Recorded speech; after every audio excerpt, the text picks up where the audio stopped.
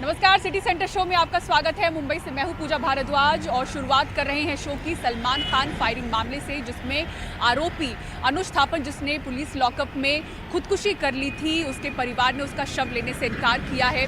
शुक्रवार को ये परिवार पंजाब से मुंबई पहुंचा और आरोप लगाया कि ये खुदकुशी का मामला नहीं है, उसकी हत्या की गई है। मृत आरोपी के नाना ने तो यहाँ तक कह दिया कि पुलिस उन पर शव लेने के लिए दबाव बना रही है, फ्लाइट से ले जाने का प्रलोभन दे रही है, लेकिन परिवार ने साफ कह दिया है कि वो शव को तब तक नहीं लेंगे जब तक इस मामले में एफआईआर दर्ज नहीं होती है। मुंबई से सुनील सिंह की रिपोर्ट देखिए। अभिनेता सलमान खान फायरिंग केस के आरोपी अनुज थापन की पुलिस हिरासत में मौत की पहेली अब भी उलझी हुई है। मुंबई पुलिस के खर्चे पर पंजाब से मुंबई आए अनुज थापन के परिवार ने अनुज का शव लेने से इनकार कर दिया। परिवार का आरोप है कि अनुज ने फांसी नहीं लगाई है, बल्कि उसकी हत्या की गई है। इसीलिए जब तक दोषी पुलिस वालों के खिलाफ एफआईआर नहीं होती, वो शव नहीं लेंगे। जो इसमें दोषी है, कोई भी अधिकारी है, चाहे कोई अभिनेता है, उन पर अगर कार्रवाई नहीं होगी, एफआईआर दर्ज नहीं होगी, मुकदमा दर्ज नहीं होगा, हमें नहीं न्याय मिलेगा, तब तक हम बॉडी नहीं लेंगे। पुलिस कह रही है कि हमने आपके एम्बुलेंस का और बॉडी का कर दिया इंतजाम और आप अभी लेकर निकल सकते हो। तो मैं हम अभी आए हैं, इतनी दूर से थके हैं, सुबह बात करेंगे। तो क्या आपका एयरप्लेन का और जो खर्चा है वो हम देंगे और आप लेकर जाओ, साइन कर दो और ले जाओ। तो आप ले जा रहे हैं? हाँ, हमने साइन नहीं किए। आज सुबह से भी यही हो रहा है, भाई आप बॉडी ले लो और हम आपका खर्चा दे देंगे। अनुज थापन खुदकुशी मामले की जांच सीआईडी और मजिस्ट्रेट दोनों कर रहे हैं। जेजे अस्पताल में हुए पोस्टमार्टम की प्राथमिक रिपोर्ट में गले में फंदा लगाने से हुई मौत का अंदेशा है, लेकिन शव देख चुके अनुज के नाना का कहना है कि अनुज के गले में जिस तरह का निशान है वो फंदे से नहीं बल्कि गला घोंटने से होता है। सबके निशान और बॉडी पर तो हमें चादर हटाने नहीं दी, लेकिन यहाँ तक उसका हटाया चेहरा, फेस, तो यहाँ उनके वो टांके लगे और यहाँ से जो लील के निशान है वो ऐसा प्रतीत होता है भी कोई चीज़ से दबाया गया हो।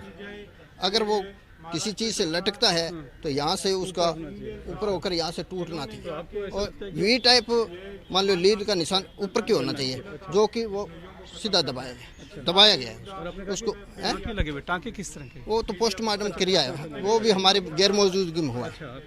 हाँ जी, तो आपका पूरा पक्का शक है कि वो जो है कि दबाया गया और लेकिन आत्महत्या नहीं है। इस बीच अनुज थापन के परिवार के वकील ने भी आरोप लगाया है कि पुलिस शव लेने का दबाव डाल रही है। अनुज थापन के परिवार वाले जब रात को आए थे, एयरपोर्ट पे लैंड हुए थे, तो पुलिस पूरा रातों रात चाहती थी कि रातों रात तुरंत लेके जाए यहाँ से, मतलब जो कुछ भी हो, रात के अंधेरे में सब काम हो। मैं था जो उनको गाइड किया, मैंने गाइड करके उनको बोला कि सब पुलिस वाले लोग क्यों चाहते हैं कि रातों रात ये सब कुछ हो। फिर बाद में सुबह आए तो आप अभी उनको कम से कम नहीं भी बोल के 20 से 30 पुलिस वाले थे। बाद में मीडिया से हमें मिलने नहीं दिया गया, हमें वो मॉर्चुरी के उसके बाहर नहीं निकलने दिया गया, ना परिवार वालों को, ना मुझे तक, ना मुझे भी क्या बोलते हैं, ना मतलब मैं हिल-डुल नहीं सकता था, मैं खाली फैमिली वाले लोग के साथ उनके कांटेक्ट में था। अभिनेता सलमान खान फायरिंग केस में पहले 2 शूटरों और फिर उन्हें बंदूक देने वाले 2 आरोपियों की फटाफट गिरफ्तारी और फिर केस पर मकोका लगाकर क्राइम ब्रांच ने लॉरेंस बिश्नोई गिरोह पर नकेल कसने की कवायद तो बहुत तेजी से शुरू की थी, लेकिन पुलिस हिरासत में आरोपी अनुज थापन की संदिग्ध मौत ने क्राइम ब्रांच को बैकफुट पर ला दिया है। मुंबई से कैमरामैन अरविंद मोरे के साथ सुनील सिंह, NDTV इंडिया के लिए। तिहाड़ जेल में कैदी की हत्या का एक और सनसनीखेज मामला सामने आया है। यहां जेल नंबर 3 में मारपीट के बाद एक कैदी की हत्या कर दी गई। मृतक कैदी का नाम दीपक है, जो जेल में सेवादार था। तिहाड़ की जेल नंबर 3 में आज दोपहर के वक्त कैदियों के बीच झगड़ा हुआ, जिसके बाद दीपक की हत्या कर दी गई। हत्या में किसी धारदार चीज के इस्तेमाल की बात सामने आ रही है। पुलिस ने शव को कब्जे में लेकर पोस्टमार्टम के लिए भेज दिया है। एशिया की सबसे सुरक्षित माने जाने वाली तिहाड़ जेल में एक बार फिर हत्याकांड हुआ है। एक कैदी ने किसी बात को लेकर दूसरे कैदी पर हमला कर दिया, जिससे उसकी मौत हो गई। पुलिस के मुताबिक घटना शुक्रवार दोपहर करीब 3 बजे की है, जब जेल नंबर 3 में बंद दीपक सोनी का एक दूसरे कैदी अब्दुल बशीर से झगड़ा हो गया और उसके बाद अब्दुल बशीर ने किसी नुकीली चीज से दीपक सोनी पर हमला कर दिया।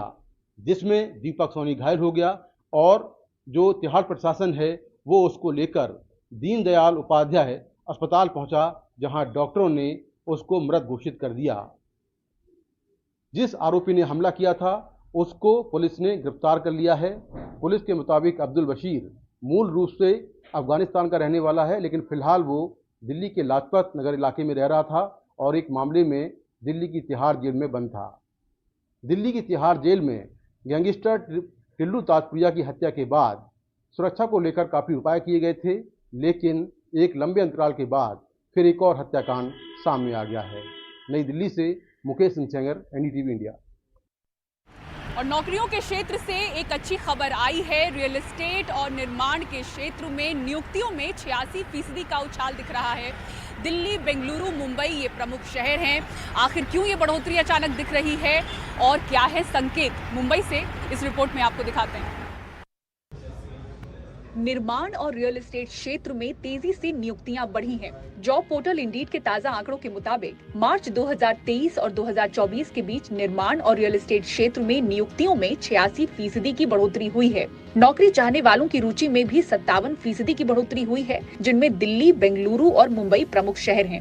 निर्माण क्षेत्र में 5% हिस्सेदारी के साथ दिल्ली में सबसे अधिक नियुक्तियां देखी गईं। इसके बाद बेंगलुरु और मुंबई का स्थान रहा। एर्नाकुलम, कोच्चि, लखनऊ और कैलिकट जैसे छोटे शहर नौकरी चाहने वालों की दिलचस्पी बढ़ाने वाले शीर्ष क्षेत्रों में से हैं। ज्यादा मांग इंजीनियर, प्रोजेक्ट लीड, सुपरवाइजर और आर्किटेक्ट की है। इसे एक मजबूत कारोबारी माहौल, औद्योगिक जरूरतों में बढ़ोतरी, लोगों के नई जगहों पर जाने और मकान खोजने और मैन्युफैक्चरिंग फैसिलिटीज के खुलने से जोड़ा जा सकता है। दिल्ली, बैंगलोर और मुंबई जैसे शहरों ने इस हायरिंग बूम में सबसे बड़ा रोल प्ले किया है। इस बढ़ते हुए डिमांड के कुछ वजह हैं: strong business environment, growing warehousing and industrial needs, growth in commercial and residential sectors. Tier 2 cities like Lucknow और कोच्चि में भी जॉब सीकर की इंटरेस्ट दिख रहा है, शायद अफोर्डेबल लिविंग कॉस्ट और लोकल जॉब अपॉर्चुनिटीज की वजह से। हमारी रिपोर्ट बताती है कि स्किल्ड प्रोफेशनल्स की ज़रूरत है, जिसमें इंजीनियर्स, प्रोजेक्ट लीड्स, सुपरवाइजर्स और आर्किटेक्ट्स का सबसे ज़्यादा डिमांड है। ओवरऑल इंडीड का डेटा से पता चलता है कि कंस्ट्रक्शन और रियल एस्टेट सेक्टर में काफ़ी अपॉर्चुनिटीज़ हैं स्किल्ड या सेमी स्किल्ड प्रोफेशनल्स के लिए। रियल एस्टेट एक्सपर्ट मानते हैं कि जैसे जैसे निर्माण अधिक जटिल और तकनीकी होता जा रहा है, उद्योग अधिक कुशल पेशेवरों को बुला रहा है। रियल एस्टेट इंडस्ट्री में एक बेबी इंडस्ट्री है। इसमें काफ़ी कुछ इम्प्रूवमेंट्स की ज़रूरत है, आईटी इम्प्रूवमेंट्स की ज़रूरत पड़ती है। इसमें फिर लीगल कंप्लायंसेस की भी बहुत रिक्वायरमेंट होते हैं। प्लस सेल्स के लिए जो इंक्वायरीज आ रहे हैं उसको भी फुलफिल करने के लिए मैन पावर की ज़रूरत पड़ती है। देयर इज़ आर्टिफिशियल इंटेलिजेंस आ रहा है, फिर वर्चुअल विजिट्स होते हैं। तो ये सब चीज़ों में you need an in house either staff और यू नीड आउटसोर्स जो होता है उस सब मैनेज करने के लिए। तो इसलिए मैन पावर का रिक्वायरमेंट तो डेफिनेटली है। वो मार्केटिंग के हिसाब से सोशल मीडिया में तो बहुत ज़रूरत पड़ता है, बिकॉज उसका भी मार्केटिंग डिपार्टमेंट भी है। एंड डेवलपर्स रियलाइज कर रहे हैं, जो एजेंट्स भी है वो भी रियलाइज कर रहे हैं कि हमें सोशल मीडिया का प्रेजेंस एक ज़रूरी है। उसके बिना आगे बढ़ना और मार्केटिंग करना आसान नहीं है। द ट्रेडिशनल फॉर्मेट जो होता था वो अभी इतना यूज नहीं होता है। लोग को अपना इंफॉर्मेशन फोन पे ही चाहिए। बीते कुछ समय में हमने निर्माण और रियल एस्टेट क्षेत्र में बड़ा उछाल देखा है। डिमांड बढ़ी है तो सप्लाई पूरा करने के लिए टेक्नोलॉजी का ही बोलबाला है। इसी के साथ ही रियल एस्टेट क्षेत्र का डिजिटाइजेशन भी हुआ है। ऐसे में मौजूदा चुनौतियों और अवसरों के अनुसार हायरिंग भी तेजी से बढ़ रही है। मुंबई से कैमरामैन संदेश के साथ पूजा भारद्वाज, एनडीटीवी इंडिया। और पश्चिम बंगाल के राज्यपाल ने गुरुवार रात को एक आदेश जारी कर पुलिस और वित्त मंत्री की राजभवन में प्रवेश में रोक लगा दी। आपको बता दें कि राजभवन की एक अस्थायी कर्मचारी ने राज्यपाल के खिलाफ एक शिकायत दर्ज कराई, जिसके बाद इस तरह का आदेश आया। अब जो ये मामला है वो तृणमूल और बीजेपी के बीच का आपसी घमासान का मुद्दा बन गया है। I welcome all the generous allegations and the frequent innuendos passed on me by some political forces. None of the absurd dramas is going to deter me from my determined efforts to expose corruption and curb violence.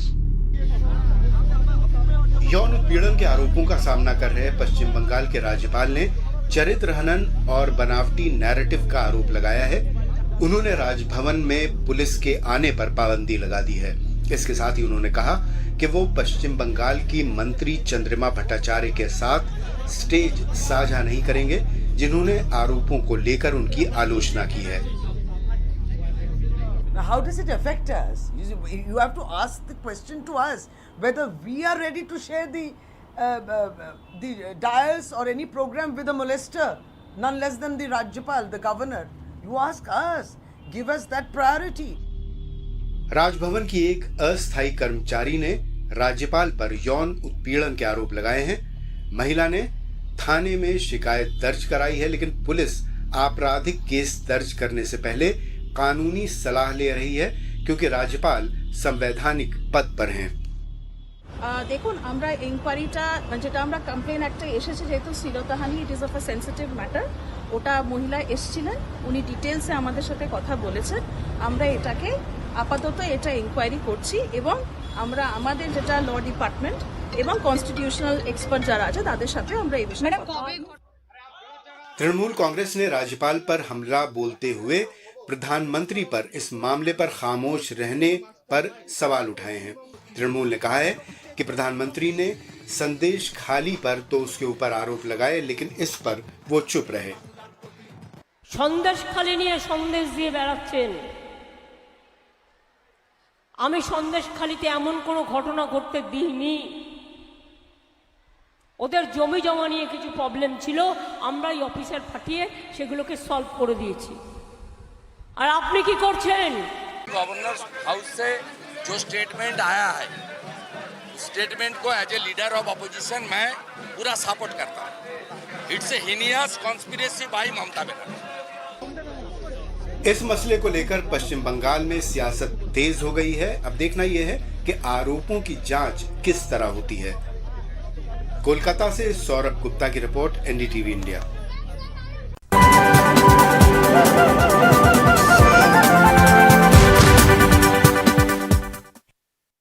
देश में गर्मी बढ़ती जा रही है और इसी के साथ ही बिजली की डिमांड और इसकी कीमत भी बढ़ रही है। लेकिन इसी बीच एक अहम जानकारी ये है कि कोयले से बनने वाली जो बिजली का हिस्सा है वो 50% से भी नीचे गया है, जो कि पहली बार हुआ है। और ये बड़ी बात है, जिससे ये पता चलता है कि लोग अब वैकल्पिक ऊर्जा की ओर फोकस करते हुए नजर आ रहे हैं।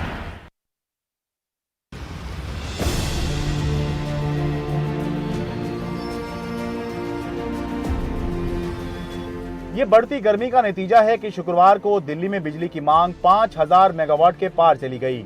इस सीजन में किसी दिन बिजली की मांग पहली बार 8000 मेगावाट पार करने के आसार दिख रहे हैं। जैसे जैसे गर्मी बढ़ रही है, बिजली की मांग भी बढ़ती जा रही है। 30 अप्रैल को देश में पीक पावर डिमांड 240 गीगावाट तक पहुंच गई। बिजली की मांग बढ़ने का नतीजा ये हुआ कि एनर्जी एक्सचेंज में बिजली 26% तक महंगी हो गई। महीने भर पहले जहां 4 रुपए 60 पैसे प्रति यूनिट बिजली मिल रही थी, अब वो 5 रुपए 80 पैसे मिल रही है। बढ़ती गर्मी और उसके चलते बढ़ती हुई बिजली डिमांड के बीच में एक अच्छी खबर है।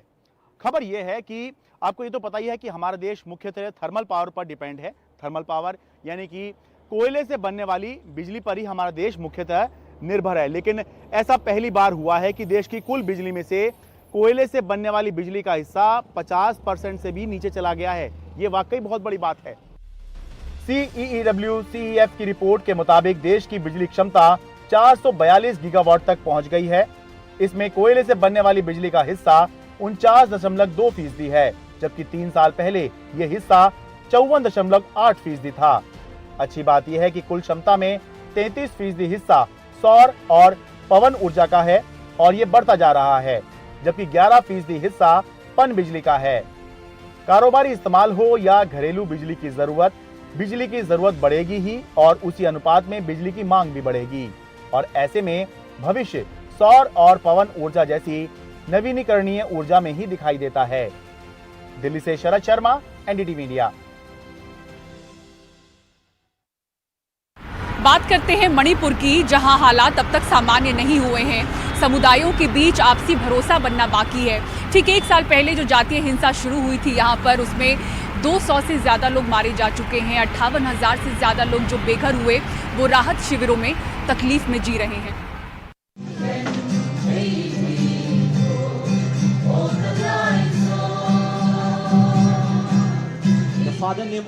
मणिपुर की आवाज शुक्रवार को दिल्ली के जंतर मंतर में भी सुनाई दी।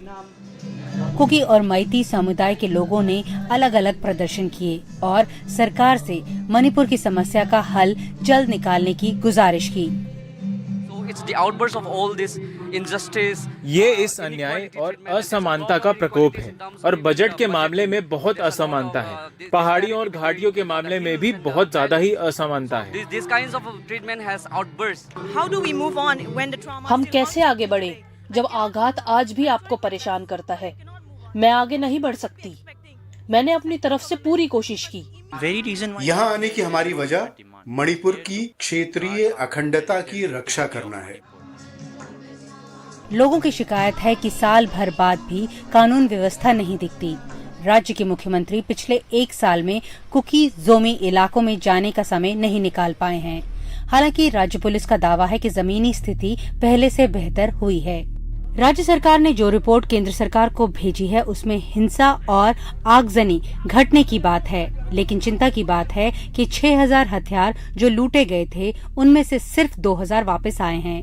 यही नहीं, कई गुटों के आर्म्ड काडर अभी भी हथियार लिए घूमते दिखाई देते हैं। पिछले 1 साल में हिंसा से संबंधित एफआईआर की कुल संख्या 11,000 थी, उसे घटाकर लगभग 3,000 कर दिया गया है, क्योंकि एक ही घटना के लिए कई डुप्लीकेट एफआईआर और हजारों जीरो एफआईआर दर्ज थीं। उधर राज्य सरकार का कहना है कि अवैध तरीके से मणिपुर में रह रहे लोगों को वापस भेजने का सिलसिला शुरू कर दिया गया है। मणिपुर में हिंसा का दौर चले हुए 1 साल हो चुका है। इसके पीछे वजह है कि एक समुदाय दूसरे पर विश्वास नहीं कर रहा है और अगर इस हिंसा के दौर को खत्म करना है तो राजनीतिक दलों को और सामाजिक संस्थानों को एक दूसरे से बातचीत का दौर शुरू करना होगा। नई दिल्ली से नीता शर्मा, एनडीटीवी इंडिया के लिए। और सिटी सेंटर शो में फिलहाल इतना ही। पूरी टीम को दीजिए इजाजत। खबरों के लिए देखते रहें एनडीटीवी इंडिया। नमस्कार।